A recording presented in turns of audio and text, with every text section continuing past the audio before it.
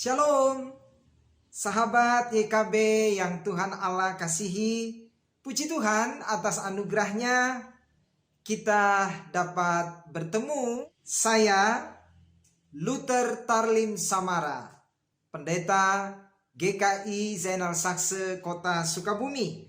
Saudara-saudara, tema renungan hari ini Kamis 9 September 2021 adalah saksi iman.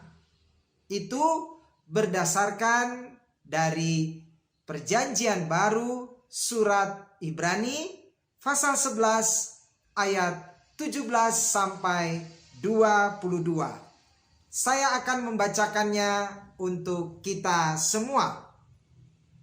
Ibrani 11 ayat 17 sampai 22. Karena iman, maka Abraham tatkala ia dicobai mempersembahkan Ishak, ia yang telah menerima janji itu rela mempersembahkan anaknya yang tunggal, walaupun kepadanya telah dikatakan keturunan yang berasal dari Ishaklah yang akan disebut keturunanmu. Karena ia berpikir bahwa Allah berkuasa membangkitkan orang-orang sekalipun dari antara orang mati. Dan dari sana ia seakan-akan telah menerimanya kembali. Karena iman, maka Ishak sambil memandang jauh ke depan memberikan berkatnya kepada Yakub dan Esau.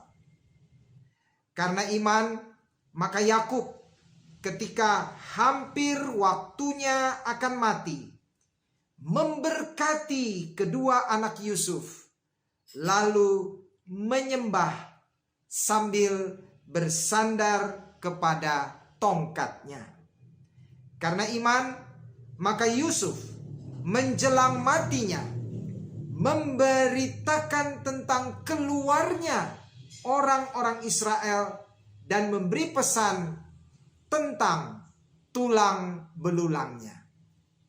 Nah, dari ayat-ayat ini tadi yang akan menjadi pokok renungan kita ada pada ayat 22. Karena iman, maka Yusuf menjelang matinya memberitakan tentang keluarnya orang-orang Israel dan memberi pesan tentang tulang belulangnya.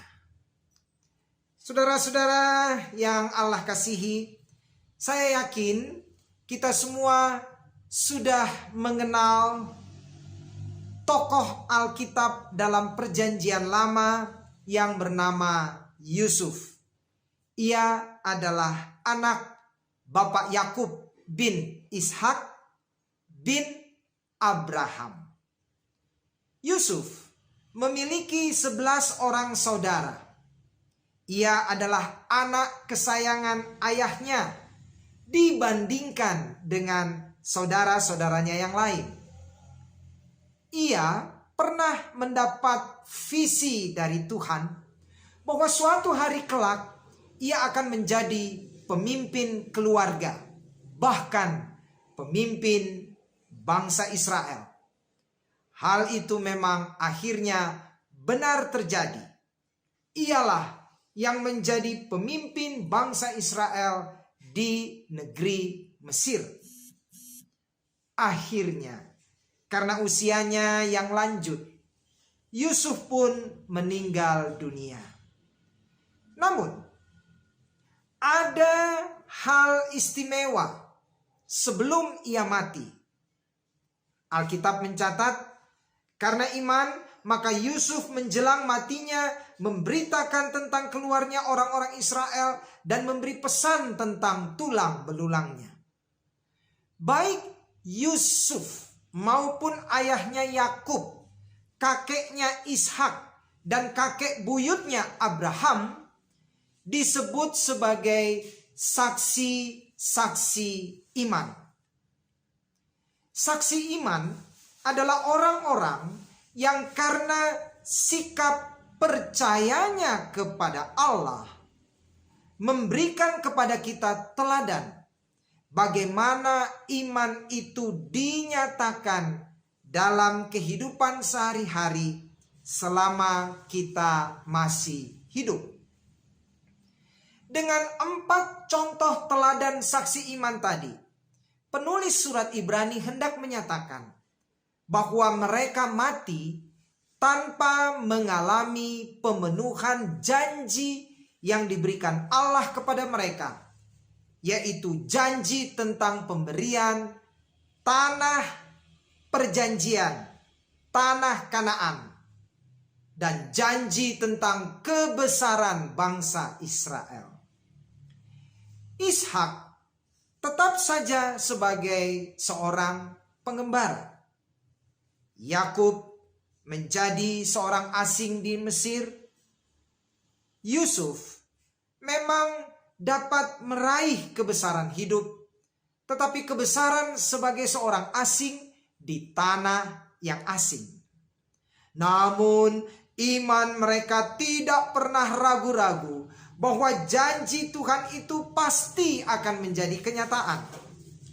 Mereka mati dengan tidak berputus asa, tetapi dengan penuh pengharapan.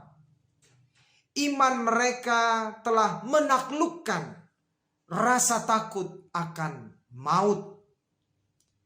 Keempat, saksi iman itu hendak menyatakan demikian.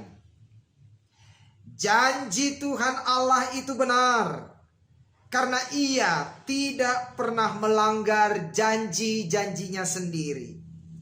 Kami sebagai saksi iman mungkin tidak melihat pemenuhan janji Tuhan itu dalam hidup kami. Maut datang kepada kami sebelum janjinya itu menjadi kenyataan. Tetapi kami adalah sebuah mata rantai dalam pemenuhan janji itu. Berkelanjutan tidaknya janji itu tergantung pada cara hidup beriman kami juga. Saudaraku, di zaman sekarang ini ada banyak saksi-saksi iman yang Allah pakai untuk menjadi teladan bagi kita.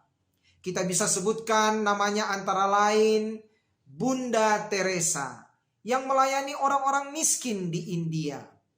Martin Luther King yang memperjuangkan persamaan hak kulit hitam dan kulit putih di Amerika Serikat. Nelson Mandela yang berjuang menghapuskan politik pemisahan warna kulit di Afrika Selatan. Saya yakin saudara dan saya pun pasti merindukan menjadi saksi-saksi iman. Bagaimana caranya? Pertama, teruslah percaya bahwa Allah punya rencana indah dalam hidup kita semua. Kita semua dirancang Tuhan untuk maksud Allah yang indah bagi dunia ini.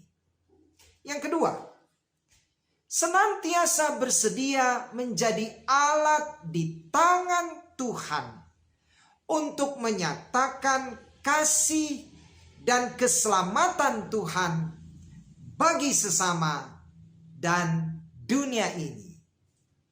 Dan yang ketiga, sekalipun tantangan dalam hidup ini sungguh amat berat, setialah pada Tuhan sampai akhir sebagai warisan hidup beriman kita kepada anak dan cucu kita. Demikianlah renungan hari ini. Tuhan memberkati kita semua. Shalom.